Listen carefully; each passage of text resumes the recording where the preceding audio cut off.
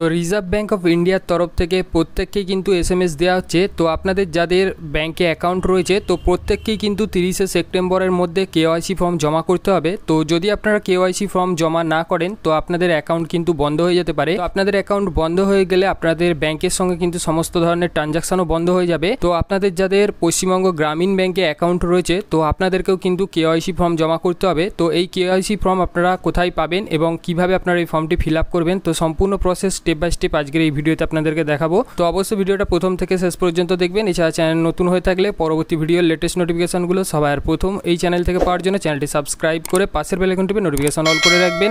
এছাড়া ভিডিওটি ভালো লাগলে অবশ্যই ভিডিওটিতে একটি লাইক দিয়ে দিবেন। তো আপনাদের যাদের পশ্চিমবঙ্গ গ্রামীণ ব্যাঙ্কে অ্যাকাউন্ট রয়েছে তো আপনাদেরকে কিন্তু এই কেওয়াইসি ফর্মটা ফিল আপ করতে হবে। এই কেওয়াইসি ফর্ম আপনারা আপনাদের নিকটবর্তী ব্যাঙ্কে গিয়ে খোঁজ করবেন, তো সেখান থেকে আপনারা পেয়ে যাবেন। এছাড়া আপনারা কিন্তু আপনাদের এরিয়ায় যে সমস্ত সাইবার ক্যাফে রয়েছে সেখানে গিয়েও খোঁজ করতে পারেন, সেখান থেকেও পেয়ে যেতে পারেন। এছাড়া আপনাদের সুবিধার্থে এই ফর্ম ডাউনলোডের লিঙ্ক কিন্তু ভিডিও ডেসক্রিপশন বক্সে দিয়ে রাখবো, সেখান থেকে ক্লিক করে আপনারা কিন্তু ফর্মটা ডাউনলোড করে নিতে পারেন। তো চলুন প্রথমে দেখে নেবো এই ফর্মটি আপনারা কীভাবে ফিল আপ করবেন এবং তারপর দেখে নেবো এর সঙ্গে কী কী ডকুমেন্টস আপনারা অ্যাটাচ করবেন। আপনাদের গ্রামীণ ব্যাঙ্কে যে অ্যাকাউন্ট রয়েছে সেই অ্যাকাউন্টের কিন্তু পাসবইটা আপনারা ওপেন করবেন এবং সেখানে কিন্তু আপনাদের ব্যাঙ্কের ব্রাঞ্চ নেম লেখা আছে, সেটা দেখে দেখে কিন্তু ব্রাঞ্চ নেমটা এখানটাতে বসিয়ে দেবেন। এরপর আপনারা যেদিন ফর্মটা জমা করবেন সেই দিনের ডেটটা এখানটাতে বসাবেন। এরপর তো এখানে কিন্তু আপনারা অ্যাকাউন্ট হোল্ডারের নামটা বসিয়ে দেবেন। এরপর আপনারা দেখবেন ব্যাঙ্কের পাসবুকে কিন্তু আপনাদের প্রথম পৃষ্ঠাতে কাস্টমার আইডি নাম্বার রয়েছে, সেই কাস্টমার আইডি নাম্বারটা দেখে সঠিকভাবে এখানে বসিয়ে দেবেন।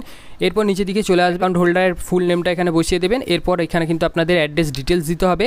তো এখানে অ্যাড্রেস ডিটেলস যেভাবে দেবেন, আমরা যেমন আমাদের ডিস্ট্রিক্ট হাওড়া, এখানে ফার্স্টে হাওড়া লিখবো, তারপরে কিন্তু কমা দেবো। এরপর আমাদের টাউন বাগনান, তো এখানে কিন্তু আমরা বাগনান লিখবো, তারপরে কিন্তু কমা দেবো। আমাদের গ্রামের নামটা লিখে দেবো, তারপরে কিন্তু কমা দিয়ে এখানে পিনকোড নাম্বারটা লিখে দেবো। তো এইভাবে কিন্তু আপনারা আপনাদের অ্যাড্রেস ডিটেলসটা দিয়ে দেবেন। এরপর আপনাদের মোবাইল নাম্বার দেবেন, অর্থাৎ চালু মোবাইল নাম্বার দেবেন, কারণ এই মোবাইল নাম্বারটা কিন্তু আপনাদের ব্যাঙ্ক অ্যাকাউন্টের সঙ্গে আবার লিঙ্ক হয়ে যাবে।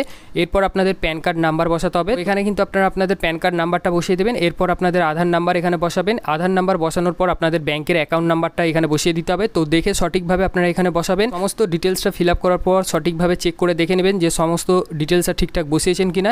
এরপর আপনারা নিজের দিকে চলে আসবেন, এখানে কিন্তু অ্যাকাউন্ট হোল্ডারকে সিগনেচার করাতে হবে। তো এখানে কিন্তু অ্যাকাউন্ট হোল্ডারকে সিগনেচার করাবেন, করিয়ে এই ফর্মের সঙ্গে আপনাদেরকে যে সমস্ত ডকুমেন্টস জমা করতে হবে, আপনাদের প্যান কার্ডের জেরক্স, আপনাদের ভোটার আইডি কার্ডের জেরক্স এবং আপনাদের আধার কার্ডের জেরক্স, এছাড়া আপনাদের ব্যাঙ্কের পাসবুকের ফার্স্ট পৃষ্ঠার জেরক্স। তো এই ফর্মের সঙ্গে অ্যাটাচ করে আপনারা কিন্তু আপনাদের নিকটবর্তী গ্রামীণ ব্যাঙ্কে জমা করবেন এবং প্রত্যেকটা ডকুমেন্টসের জেরক্সে কিন্তু সেলফ অ্যাটাস্টেড করবেন, করে কিন্তু আপনারা এই ফর্মটা জমা করবেন।